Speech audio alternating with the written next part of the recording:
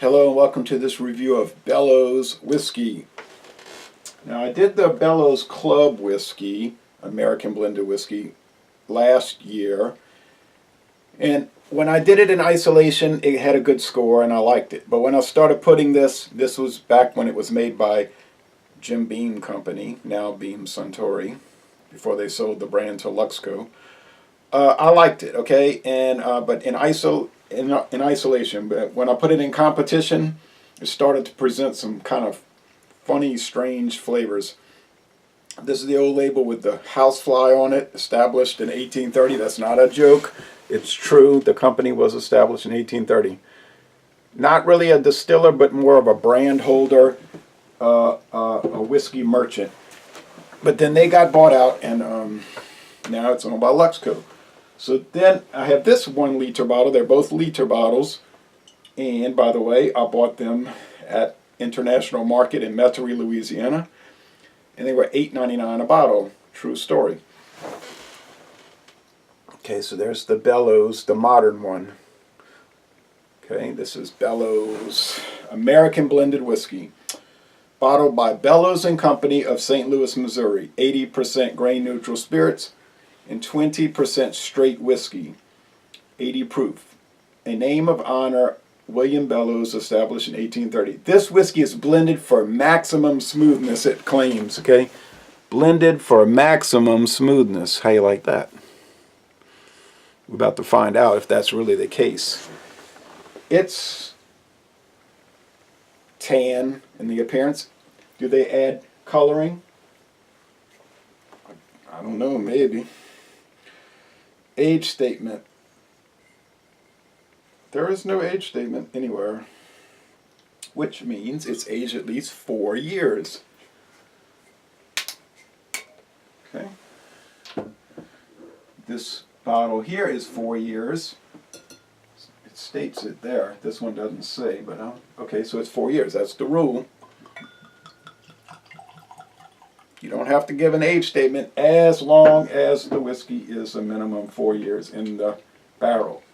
Now with these blended whiskeys, it's not a first use charred white oak barrel. It's probably a charred white oak barrel, but almost assuredly it's a used bourbon barrels. $8.99 a liter. Yeah, you're not getting anything too exquisite or expensive, but I figured, what the heck, it's a good deal. Even if it's not too good, I can do taste challenges with it, and it's something to try. Alright, so that I'll rinse this glass out. Nice alcohol legs. You might see that. Hold on a second.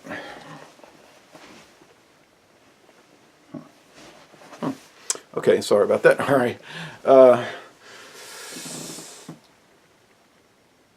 It's, yeah, amber or even like tan with that light shining through tan. All right. There's no video reviews for this. This is the first video review for this American blended whiskey in the world. And there was an old court case, and I was reading the appeals court case in California. And it was about some company that tried to do a copyright violation by making a whiskey called Bellows. And they showed the old label, the B was a fancy B, and they tried to make an F, and the judge wasn't buying it. He was saying, nah, you knew you were, they were saying, no, we named it after the secretary that worked for the company named Miss Bellows. And they said, nah, you're trying to, because back in the 1930s and 40s, Bellows was a really prominent brand. Then it faded. Much like Philadelphia whiskey, which is still a brand produced today, but it's not popular. Or Mr. Boston, another, Fleischmann's another one that used to be prominent. Okay, well, let's check it out.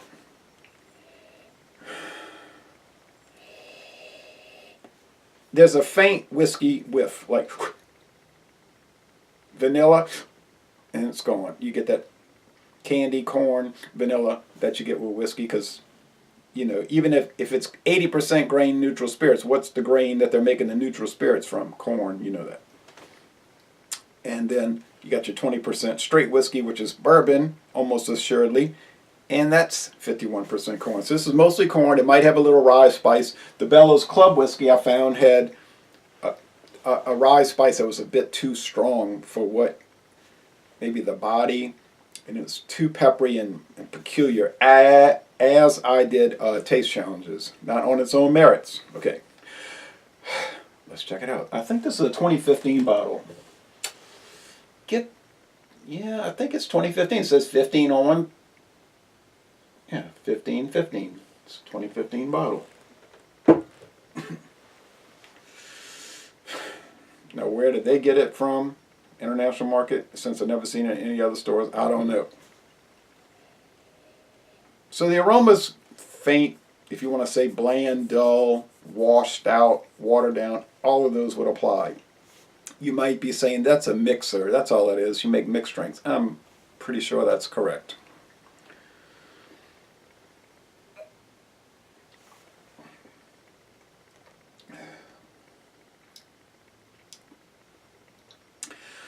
It's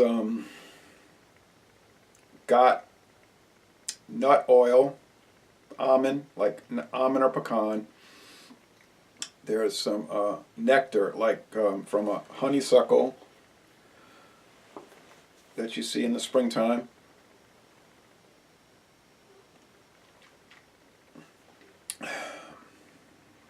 There's the alcohol burn. It's 80 proof. You get the grain alcohol burn.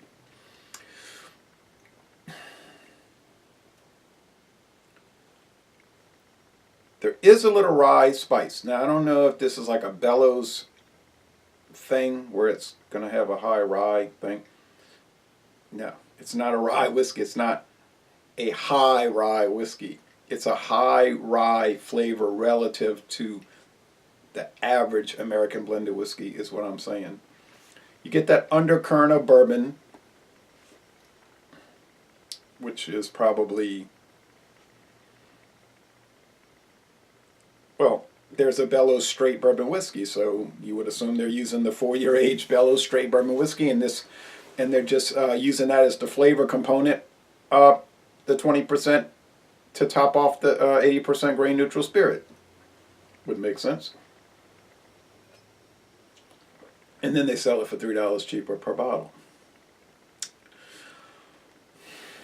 You do get that body of neutral spirit, the grain alcohol body, just like a filler. It isn't bad, it's not offensive, it's just not really that.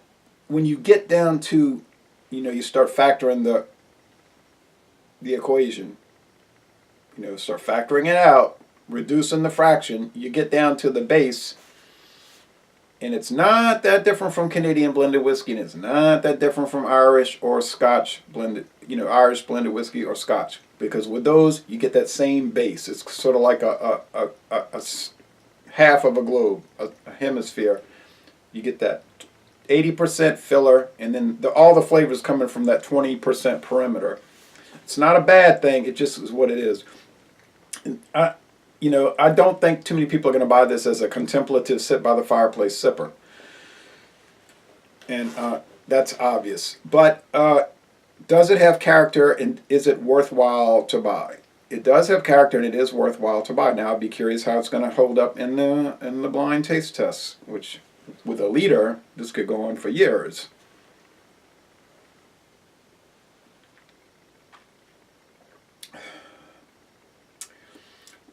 It's a light to medium body, and it's actually the finish kind of lingers with the rye. The rye note, this is really kind of catching me off guard. The rye note is kind of just hanging on at the end, not wanting to let go, saying, here's some rye whiskey. You like that? Hey, you like that? And my response to the product is, I do like it. It gives it, like I was saying earlier, a little character. With the Heaven Hill blended Kentucky whiskey, you get that strange melon, like a honeydew melon thing. I got that with the Ancient Age, which is Sazerac. Of course, with the Sazerac ones, you're getting that sourdough bread because they're using sour mash whiskey. And I find that those sour mash bourbons they're blending in give it that. You say, no, that's just a primer. It doesn't, to me, it affects it.